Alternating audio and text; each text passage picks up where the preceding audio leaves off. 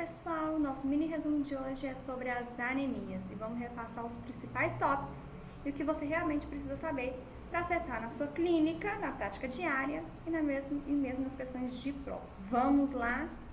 Primeiro, a gente tem que saber interpretar um hemograma. Se a gente não souber interpretar, não tem como. Então, você chegou, pegou um paciente lá, te mostrou o hemograma para ele, o que você vai fazer? Você tem que olhar todas as séries. Não adianta você olhar só lá, hemoglobina, hematócrito tá baixo, é anemia. A gente tem que saber diferenciar elas. Então, as anemias, nós podemos classificar as anemias em microcíticas, macrocíticas, normocíticas ou hipocrômicas ou normocrômicas, certo? E a partir disso, nós vamos saber classificar se essa anemia é do tipo carencial, talassemia, uma anemia hemolítica e tal. Então, se a gente pegou o hemograma, a gente viu que a hemoglobina está baixa, a gente vai olhar o VCM e o HCM. Estão baixos os dois, é microcítico hipocrômica. Isso pode ser por uma deficiência de ferro, uma talassemia, uma anemia de doença crônica mais avançada, anemia sideroblástica. Agora, se a gente vê que tem uma anemia normo, geralmente pode ser por uma anemia hemolítica, anemia de doença crônicas, hemorragias agudas. Isso a gente vê que o VCM está muito alto, né? Então, pode ser megaloblástica por deficiência de vitamina B12 ou de ácido fólico. E as não megaloblásticas, geralmente é por causa do etilismo, ou hepatopatia, ou anemia aplástica. Então, primeira coisa, pegou o hemograma, vai lá, olha a hemoglobina, olha o eritrócito, tá baixo, é anemia. Segundo passo, vamos olhar o VCM e o HCM para ver, para você poder classificar as anemias em micro, normo, macro, beleza? Ok, você olhou o VCM e o HCM, você já classificou essa anemia. Você vai olhar agora outras coisas, tem que olhar reticulócitos, o RDW, para você acabar de classificar essas anemias. O que seria o RDW? É o índice de anisocitose, né? É o tamanho dos eritrócitos. Quando nós temos o nível de anisocitose aumentado, né, com uma anemia microcítica, hipocrômica, isso nos quer dizer que pode ser uma anemia ferropriva, uma anemia carencial. Mas se a gente tem uma anemia microcítica, hipocrômica com RDW normal, isso é talassemia. Então, o principal método ali de laboratorial para você diferenciar anemia ferropriva de anemia talassêmica, você vai olhar o RDW. RDW aumentado, anemia ferropriva. RDW normal, talassemia, beleza? Se você depois vai lá, pega lá o seu hemograma, seu eritrograma e você vê que tem uma pancitopenia, o que seria isso? É a queda das 3 séries. Você vai ver que tem anemia, tem leucopenia, tem plaquetopenia. Isso pode ser uma doença hematológica maligna, tá? Então, vocês têm que investigar isso. E os reticulócitos? Os reticulócitos, o normal dele é de 0,5% a 2%, né? O aumento dele significa uma tentativa de correção da anemia. Então, se ele aumenta é porque a medula óssea está funcionando e ela está tentando corrigir essa anemia. Por exemplo, uma anemia hemolítica que está tendo destruição rápido ali, né, da hemoglobina, dos eritrócitos. Então, a medula óssea vai começar a produzir, ela vai estar hiperfuncionando. Então, os reticulócitos vai estar o quê? Bombando de alto, vai estar lá em cima. Mas se tiver doente, não está tendo, essa medula não está funcionando, né? Então, geralmente, o reticulócito vai estar diminuído. Ok, a gente agora já sabe interpretar um exame. Vamos ver essa questão. Nós temos uma criança com 1 ano de idade que foi amamentada com leite materno exclusivamente até os 6 meses, quando passou a receber alimentação complementar com frutas, papas salgadas, compostas por vegetais, cereais e às vezes carne. Na ocasião da consulta de puericultura, por apresentar palidez, o médico solicitou o eritrograma, que apresentou o seguinte resultado. Pega a canetinha, pega o lápis, vamos começar a marcar e a rabiscar para você não se perder. Então, esse paciente tem uma hemoglobina de 10,2, tá baixo, é anemia. Hematócrito de 30, tá baixo. Ó, a gente falei que tem que olhar o VCM e o HCM. Volume corpuscular médio, tá baixo. Então, ela é microcítica com uma HCM de 21, hipocrômica. Então, anemia microcítica, hipocrômica. A gente tem duas mais comuns: ferropriva, talassemia. Como é que a gente diferencia? Pelo RDW. Vamos ver se deu RDW? RDW de 15%. Está aumentado. RDW aumentado é anemia ferropriva. Então, a hipótese diagnóstica e o exame complementar para confirmar o diagnóstico é anemia falciforme? Não, a anemia falciforme vai nos dar um hemograma normo. E além disso, a gente vai ter uma clínica de hemólise, tá? O paciente pode estar ictérico, pode estar com aumento de bilirrubina. Então, não. Anemia por deficiência de ácido fólico, dosagem de folato. Geralmente, anemia por ácido fólico, ela vai apresentar um VCM aumentado, é uma anemia macrocítica. Não é o nosso caso. Anemia megaloblástica, deficiência de vitamina B12, também se manifesta por uma anemia macrocística com VCM aumentado. Anemia carencial ferropriva? Sim, é normal. Dosagem de ferritina sérica? Certo, a gente vai dosar a ferritina sérica, que é o nosso estoque, a gente vai dosar o estoque de ferro para ver como é que tá. E por que não talassemia? Talassemia porque o RDW está alto, e geralmente talassemia, o RDW é normal, e a gente não confirma por dosagem de ferro sério. Beleza? Então, a questão é a nossa letra D. Outra coisa que pode nos ajudar na diferenciação é a morfologia, que cada um tem um significado. As anemias ferroprivas, deficiência de ferro, elas têm na sua morfologia uma célula característica em células-alvo, ou células em lápis, que vai apresentar. Na anemia falciforme, vai te apresentar uma morfologia em umas hemácias estilo de foice ou drepanócitos, tá? Nas talassemias, anemias megaloblásticas, vai ter o corpúsculo de Piperham. Não sei pronunciar muito bem isso não. Então, gente, cada anemia pode ter uma morfologia diferencial, tá? Dos eritrócitos, isso pode te ajudar muito. Vamos falar um pouquinho da anemia ferropriva. O que seria isso? A anemia ferropriva, ela tem uma relação com baixa ingesta de ferro ou aquele sangramento crônico, né? O pessoal tem um câncer de colo retal, tem uma gastrite, uma úlcera ali que está sangrando, parásitas intestinais. Então, a pessoa está perdendo ferro, às vezes ela não ingere o ferro. Então, ela vai ter uma anemia ferropriva, carencial. E a gente tem que saber também que quando a gente vai repor essa vitamina, a gente vai repor o ferro nesse paciente, a gente tem que repor junto com uma vitamina C, porque estimula a absorção do ferro. E não podemos tomar esses comprimidos de ferro junto com cereais, chás, cálcio, porque atua como quelantes do ferro e não vai ajudar na absorção. Como é que vai estar o laboratório de uma anemia ferropriva? Isso é o nosso dia a dia de consultório, da prática. É o que mais cai nas provas. Então, vai ser o quê? Uma anemia microcítica e hipocrômica. Vamos olhar o RDW. O RDW de anisocitose vai estar o quê? Aumentado. Um RDW aumentado. Na morfologia vai ter o quê? Células em alvo, em formato de lápis.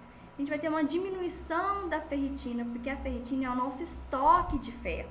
Então, na circulação ali, estava circulando tudo, mas a gente teve que tirar do estoque para repor. E o que primeiro acaba? O estoque. Então, o nosso estoque acabou. Ferritina baixo, ferro sério baixo, saturação de transferrina baixa, TBIC e transferrina vai estar alto. E o tratamento desses pacientes? A gente vai ter que repor o ferro. Com o quê? Com sulfato ferroso, tá?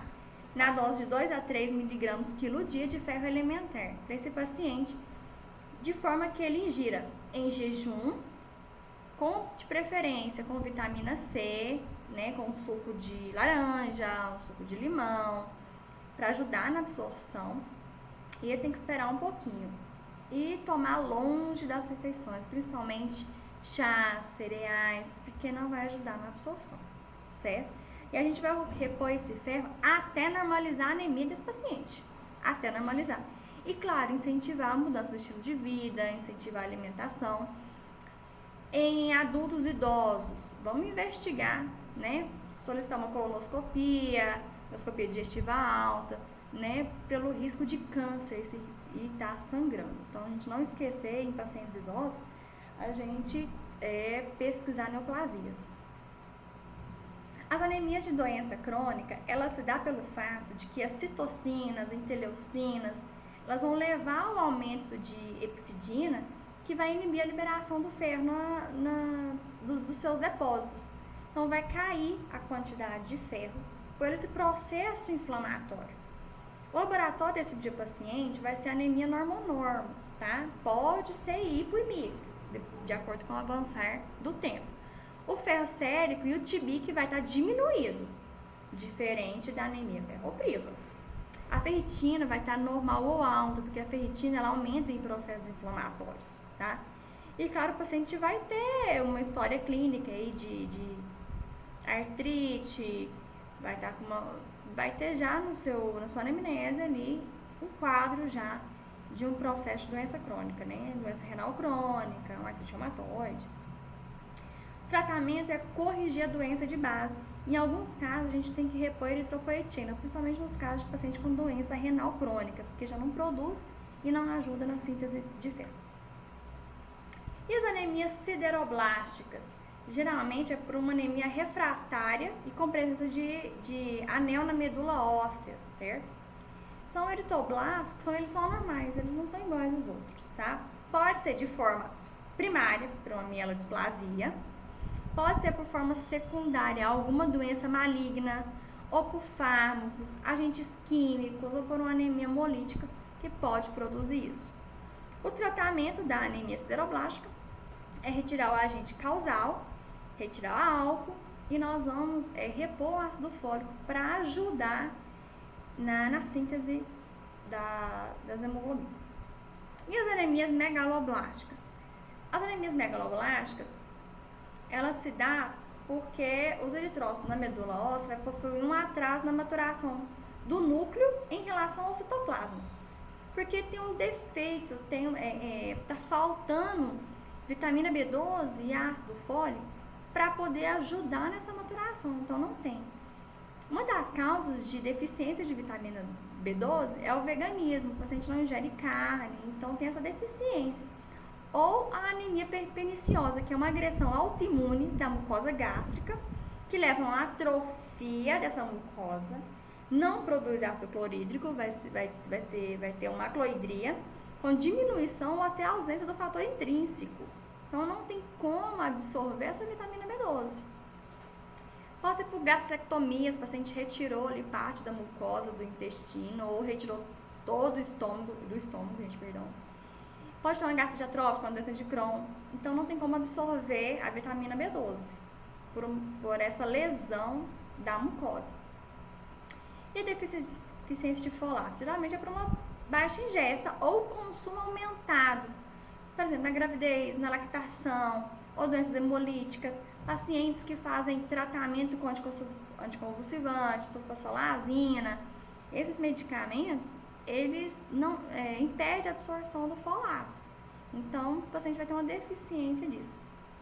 Como é que vai ser o laboratório de uma anemia megaloblástica?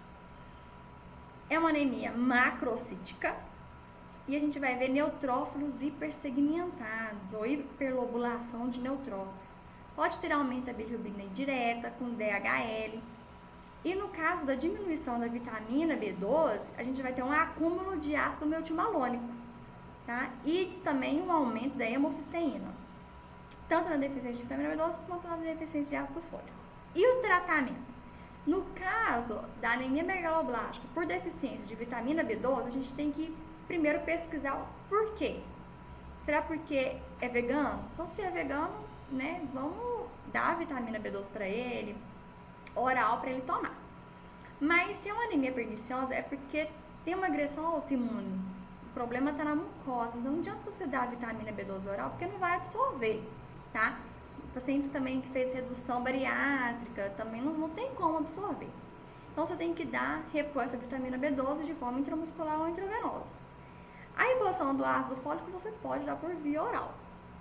Lembrando, gente, que deficiência de vitamina B12 cursa com sintomas neurológicos. Paciente com fraqueza muscular, com parestesia, com formigamento de mãos, de pés, de extremidades. Isso nos leva a pensar em deficiência de vitamina B12. Vamos lá praticar com mais uma questão. A gente tem um homem de 60 anos que apresenta cansaço para subir lombas ou para caminhadas mais longas. Tem formigamento na ponta dos dedos e nas mãos dos pés, e ele tem anemia também. Anemia, com sintoma neurológico. Quais alterações no esfregaço de sangue periférico seriam mais compatíveis? Então, não vamos olhar a alternativa. Se ele tem formigamento e anemia, qual anemia que produz mais sintomas neurológicos? É a anemia megaloblástica por deficiência de vitamina B12. Como é que a gente vê um laboratório desse tipo? É um laboratório que vai ter anemia com VCM aumentado, né? Macrocítico, macrocitose e neutrófilos hiperpigmentados. Então, a alternativa A já nos fala isso: macrocitose e neutrófilos hipersegmentados. Microcitose? Não, microcitose é anemia ferropriva, talassemia, né? Então, não. Então, resposta letra A. E a anemia aplásica, gente? Como é que a gente diferencia a anemia aplásica?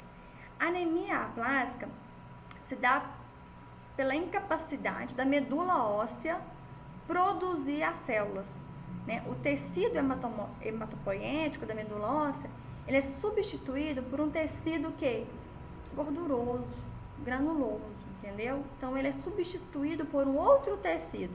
Então, vai ter uma diminuição de todas as séries que a medula óssea produz. Então, vai ter anemia, normo, vai ter plaquetopenia, vai ter leucopenia.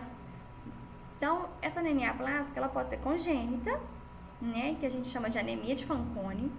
Pode ser anemia aplásica adquirida, que é o tipo mais frequente que a gente tem, que é um processo imunológico. Às vezes o nosso próprio organismo vai lá e destrói a medula óssea, ou, né, transforma, substitui esse tecido hematopoético por outro. E secundária a fármacos, principalmente metotrexato. Metotrexato, quem tem artrite reumatoide, faz uso constante, a gente tem que estar sempre pedindo, né, o eritrograma desse paciente, para ver se ele não faz uma anemia aplásica. Também por quadros virais, infecções, exposição, inseticidas, paciente que trabalha aí com inseticida direto, a gente tem que ficar atento.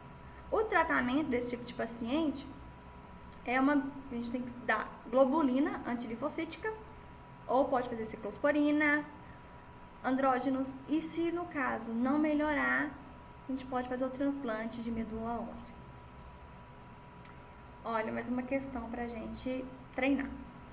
INEP 2013.